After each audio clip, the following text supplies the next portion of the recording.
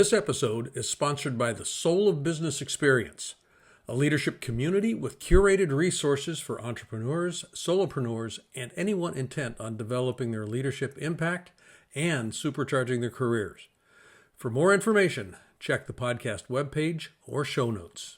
Hello, and welcome to another episode of The Soul of Business with Blaine Bartlett. I am your host, Blaine Bartlett. My guest today, and I'll introduce him in just a minute here, but I was struck by the information his publicist sent over, and I was talking with him in quote-unquote our green room offline before we started here. Early in my career, I would do a lot of training work with clients, and if I was working with a group of middle line managers, I would ask them this question.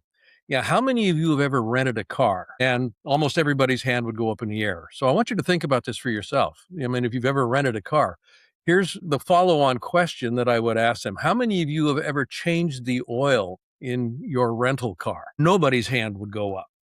And I'd say, let's take a look at why that is. Why wouldn't you change the oil in the car? And basically, the net answer comes back as being, well, I don't own the car. I'm just renting it to use it for this short period of time. That was the focal point of the work that we would start doing, because a lot of what we were looking at, with these training programs that I was working with at that time was employee engagement. How do we get people emotionally engaged with what we're up to so it becomes, for them, the work process becomes something that they feel connected to, not just a check of the box. I'm doing it because you told me to, and I'm the boss. You're the boss. So that idea of emotional engagement became really kind of the focal point of what we were doing. So that, is kind of a preamble here. Greg Hawkes has written a fascinating book that is called Act Like an Owner. And the tagline on it is 5 unlocks for creating culture, people, love, and results that leaders need.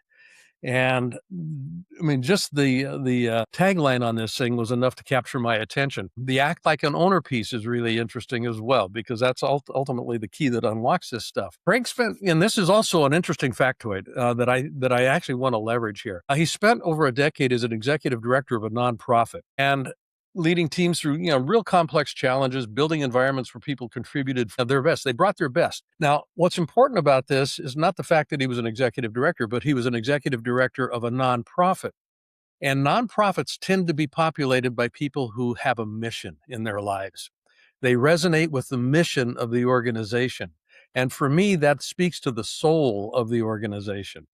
So if you've got people that are resonating with the soul of your business, the soul of your organization, what you begin to make possible is a connection that generates emotional engagement, which unleashes creativity, innovation. I mean, all of these sorts of things kind of come hand in hand here.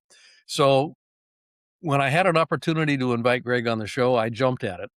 And I want to welcome you right now. Greg Hawkes, welcome to the show. It is such a pleasure to be here, Blaine. Thank you so much. You're absolutely welcome. Let's talk a little bit here about, first of all, I'll just kind of position this, the soul of business, since that's the title of this podcast. When you hear the phrase, the soul of business, in your experience, and you've got a pretty good portfolio here to work with, What does the soul of business bring up for you? Well, I mean, honestly, I love the word soul, just the idea that any business in itself has an inherent nature. That the collective group of people who are coming together to produce a service, produce a product, that they themselves, each individually contribute to this whole idea of what matters. Because the soul, when our soul is satisfied, we have a sense of contentment. It's because what we're applying ourselves to feels like it makes a difference, feels like it matters both in my personal life and in the world at whole. It feels like the people that I'm doing it with, my soul is often satisfied because I'm spending time with people that enrich it, satisfy it, bring joy to it. And so that idea, the soul of business, to me speaks to what we're doing matters, how it's impacting the world makes a difference.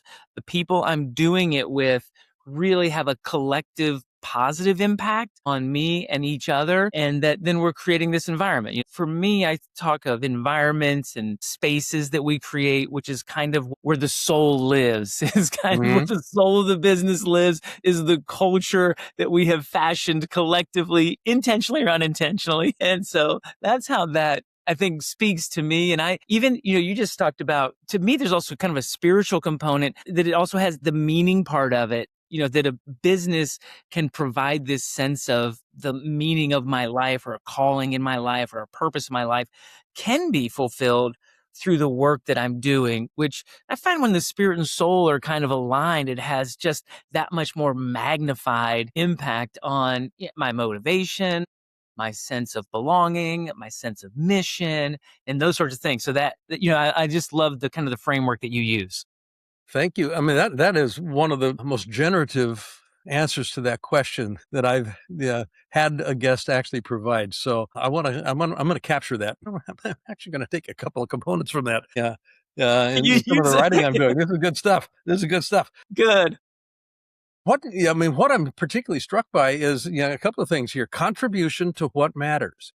And then you also talked about the idea of inspiration when you Hmm. use the word motivation, but it's really an internally generated motivation that is, Hmm. I'm inspired to keep doing this. I'm inspired to keep showing up here. With the book, Act Like an Owner, if we take that definition that you just so, I think, elegantly provided, what's the overlay here?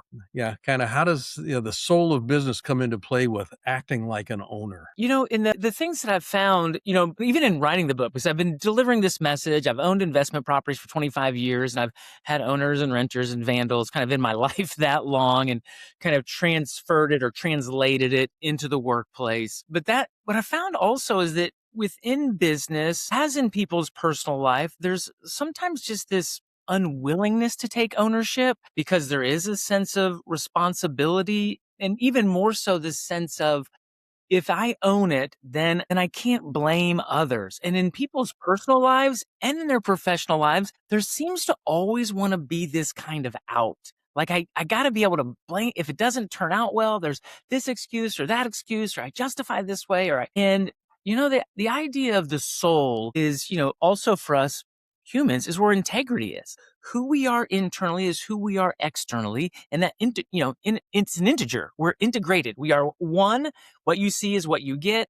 Who I am inside is who I am outside. And so, for me, that idea of act like an owner kind of overlaid with your philosophy of the soul is that it disables people from making excuses and justifying and blaming other things and going, if I just owned the entirety of my life, the entirety that I bring to work, then honestly, probably my soul would be a little more at peace because, integrity gives us that contentment that you can't get when you're like, it's not my fault. It's not, where you're shifting and dodging and looking to blame others instead of just kind of taking it all for yourself. And so again, I didn't know we'd get to wax poetically and philosophically, but I love the idea of like the layering of the soul because I think integrity brings something to a person's life and to a person's business that they don't realize it because people don't live aligned necessarily inside and outside. And they don't realize what they're missing from that. And so I think the idea of my philosophy of ownership,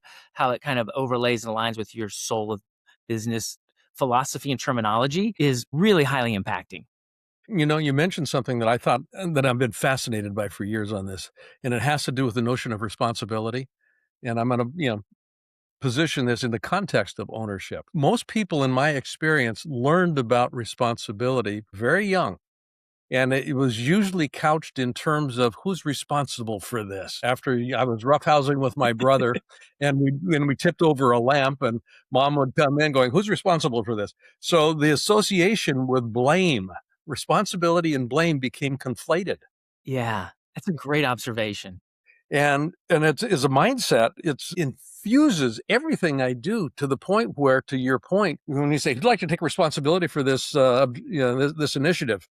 Not me, Yeah, because rooted in that is I'll have my head handed to me if things go sideways. yeah.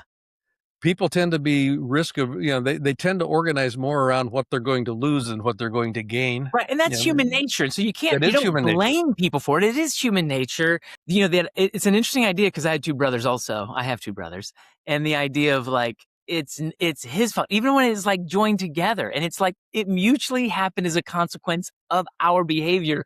There is this distancing that we want, which is Which, as we get older and you grow in life, and even with your own kids, you're like, it's so much better, even if it isn't, you didn't think, you should say, that's on me. Man, that's on me. I did that. There's a weird level of maturity and trust. What feels like is going to be punishment actually creates a depth of trust between people that, again, people who just make excuses and distance don't really realize that, because in the moment it's so threatening to the ego, or it feels like punishment. Instead of like, this is a moment to build trust, it caused me to be willing to give you more because you're open to taking responsibility for when things don't go right. It is a bit of an ironic situation, but so true for human nature.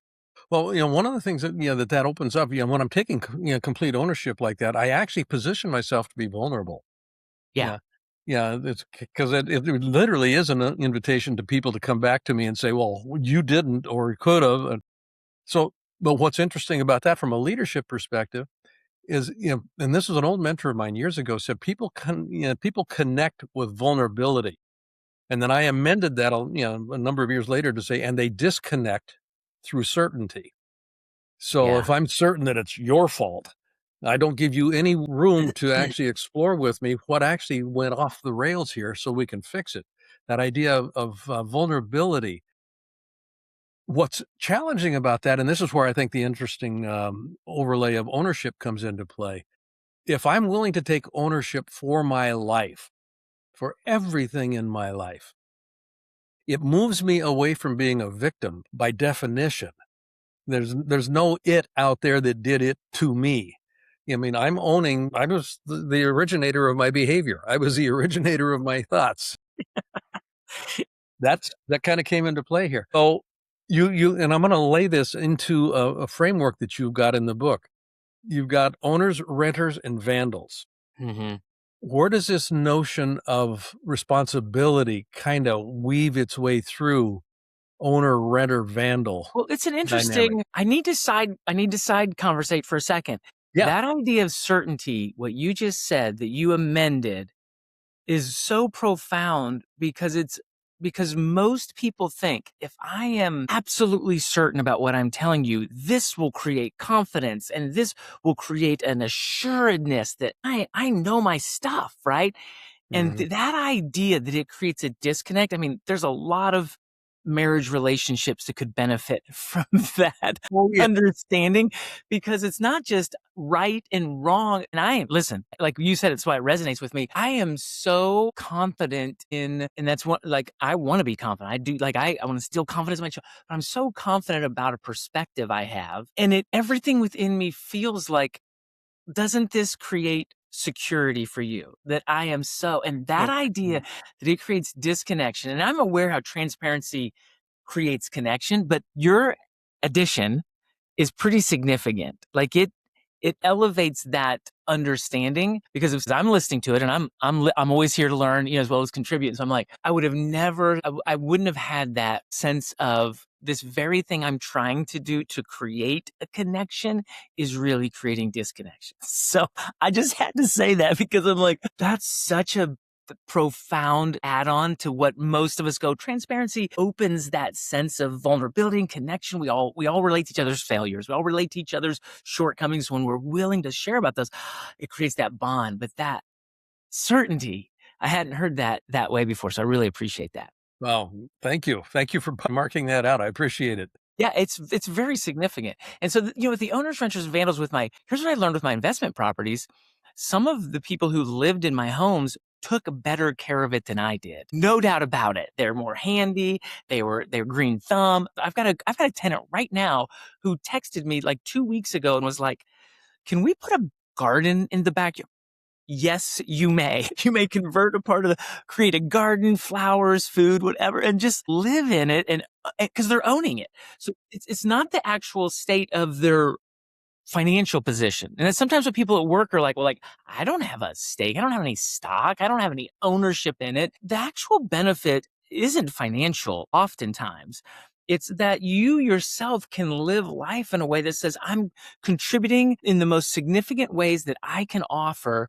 And that in of itself creates a sense of fulfillment, creates a sense of reward. Now, there are externals, right? I'm always like working with leadership teams, as you know, working with executive leaders and leaders. It's like there are levers to pull and buttons to push to really magnify people's sense of desire to contribute because it makes a difference. So even if I'm like, hey, thanks for putting in the garden, let me buy the seeds, very minuscule kind of thing.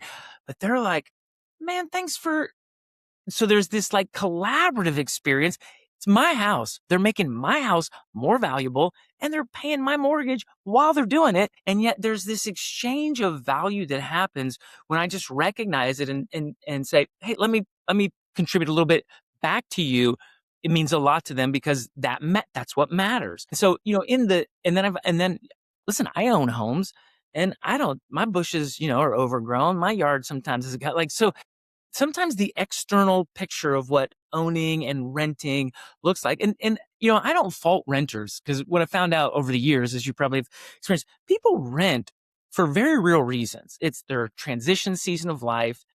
I mean, people have medical bills and they're just like, I can't get a loan. I can't get it. I can't even, they're both working. Moms and dads are working good jobs and they have these back medical, like I met so many people that had so many medical bills. It was just like, we we're competent, capable people. We have a functioning family. Just can't get a loan. We just can't like it just doesn't the numbers don't work out or they're just not trusting us because of the debt load. And you're like, yeah, so then this is what you have to do. This is what this season of life requires. Sometimes they're graduating college, sometimes they just a marriage dissolved and they're like trying to figure out what's next. And so renters, I'm always I have a positive attitude towards renters because they're doing what they know to do in this season to get to whatever the next season is. It's the vandals I have a real issue with. They're destructive. They're divisive. They're the people at work who are gossiping. They're silent saboteurs. They're the people who resist forward motion. So I like to say, man, don't be a hater on the renters. Go hard after the vandals. Vandals. Because if you can reduce those numbers, it elevates people's willingness to buy in, right? Most people, when you talk about employee engagement, most people are like, let's focus on the disengaged. Well, 25 years, it's 50, 51, 52. They don't change. Like it will forever be 50 to 53% of the workforce is disengaged. If you want more people to be actively engaged, deal with the vandals, the actively disengaged. Don't go to this middle section. As everybody does, it's like, look at it's, because Gallup does it as engaged, disengaged, and Yep. actively disengaged. So Yep. I'm like, let these people be. Just leave them alone. If they want to buy back in, you'll have to give them reason to kind of lease purchase option, the way I talk about it, buy back in. But it's the vandals that are preventing people from buying in. It's not this 50% of people. They're just showing up, doing their job. They're doing what they know to do, and then they're going home. You've got to say, hey, it's worth caring again. And my philosophy is they showed up as owners. They showed up caring, wanting to create more value, wanting to bring more creativity, and the culture of the place just snuffed it out of. Yeah. And that's, I think, where the real kind of, metaphorically, the rubber meets the road here in one sense, from a cultural perspective. How do leaders begin to, and right at the very beginning, you talked about culture, either developing, well, I'll use my words for it here, as kind of an organic thing Hmm. without a whole lot of intentionality, or the leaders are actually paying attention to developing a culture that is supportive of what we're trying to make happen as an organization. And to your point about that large mass in the middle here that are disengaged, emotionally disengaged, but they're still showing up. Hmm. They begin to engage when it's meaningful because it's always a function of meaning. If Hmm. it's meaningful, I'll do it. And I'll do it in a way that indicates just how meaningful it is to me. Now, I can't tell you why it's meaningful, but I have to invite you, but I can invite you to participate with me in discovering why it might be meaningful. So, in that sense, that would be kind of the tipping point from moving from renter to owner Hmm. in one domain, perhaps just in one Hmm. area. What are 5 tips? And I think you talk about this in the book. What are 5 tips that you can use to break down the barriers to connection? And as a consequence of that, unlock greater productivity without having to destroy the bottom line. Yeah. Well, I don't know about 5 tips. We'll have to, we can evaluate that, my shorthand is owners bring their heart, head, and hands. So they're showing up engaged, creative, problem solving. They like to think about stuff. Renters show up with their hands. They have a skill, they do a job. That's why it's half the workforce because they're getting work done. It's not like Yeah. these folks are not working hard. It's just they have determined it's not worth caring. Like maybe they once did. It's not worth using their imagination or their creativity because they're just like, there's no benefit. When people get prove it at work, they show up and they care a lot and they go, well, that didn't turn out any better for me than when I just showed up and didn't care at all. Yeah. So, when I talk with leaders, I'm always like, what's engaging the heart and head? The thing you're talking about with meaning, I believe our behaviors are out of our beliefs. So that very Uh-huh. alignment of like, it's what I believe about myself, it's what I believe about our work, it's what I believe about my leaders, it's what I believe. So out of that belief, then I operate. And so for me, I'm always, what is and everybody's investing their life. I think as an investor, and on that, I shouldn't say that's not true. Some people are just spending their life. They're Yeah. just spending their days at work, and there's no. But when you like people like us, that are like every day's an investment. Like I can get a return from something today. I can get knowledge. I can get relationship. I can get an experience. I can create a moment. Like there is something that can happen in this day that if I invest my life being thoughtful, having a growth mindset, I'm going to see some return. And people don't necessarily think in those terms, but as an investor, I do. I think I buy houses not just for the stories, but I want a return on my investment as in Absolutely. anything that we do. And every human is wired that way, whether they put that terminology around it or not. And so with leaders, I'm always like, what is your return? Like what causes you to care at the level you care? And how do you find that with the folks that you're leading? One of my little acronyms, and I'm not a total acronym guy because I sometimes don't particularly care for them. But in this one, I use this EFROG. So I'm like, what's the return on investment? If you as a leader, and here's what I think it's a leader's responsibility. Like I think they have an obligation to know every person they lead, what motivates them. Like that's on them to find out what is it that inspires you to go ahead and engage your heart and head. And so I say EFROG is their emotions. So some people are wired to be like, they want to be a go-to person. There's an emotional fulfillment when they're like, hey man, something's going wrong. Can you work long, work extra? Of course, most people are like, who wants to work long, works extra? There are people who have a sense of themselves that are like, call me. I want to be your go-to. I want to be I want to be seen as that way because that really creates a satisfaction in who I think I am as a person. And so it Mm-hmm. meets this emotional need that people have. Another one's financial. So some people, you gotta have a base salary, right? Like people have to be taken care of. But some people are like, they have whatever their family background is, whatever they're like, if I get a bonus or if I can get like something that came from that, that feels like a return, and the more money you have, the less that matters, right? The less that is actual return on people. And then for me, like this one's me, relational. Some people are like, listen, I'll go above and beyond. I'll do anything if I get in a room with people that I don't normally get in a room with. If I can be around people, I can listen to how they talk, listen to how they're working through problems, seeing how they're communicating vision, put me in that highest value return I can get. If I can just get on someone's radar or be in someone's space, that's how I'm wired. I'm like, because I think relationships are the most important thing in the world. And so if I can get a relational connection from going above and beyond, taking on another project, being assigned to something that I don't feel like I just don't want to do, but it puts me in with a group of people I don't normally function with, I'll do that. Opportunities. So EFRO, opportunities. Some people are like, I want to reach for more because it will create opportunities. A door opens other doors, right? So it's that idea is like, I'll walk through this door that I don't necessarily think I love, but if it puts me in a place for other opportunities, I'll do that. E-frog. So it ends with a G. Just about growth. Growth is the last one. If I can grow, I'm also kind of wired for this one. Like even because I also, sometimes here's the mistake leaders make is that they would think people want less. They want less of everything. They want life to be easy. And some people be like, yeah, yeah, yeah. But most of humanity, if I can have an opportunity to grow in something that is of value, like I can grow a skill or I can grow an understanding or I can grow a knowledge base or I can grow really new skills in the workplace, there's something really appealing, but some people really value that because they recognize I'm trying to build a career. I've got 26-year-old and a 23-year-old, and my 26-year-old is just killing it in life now. And he is continually having opportunities to grow new skills.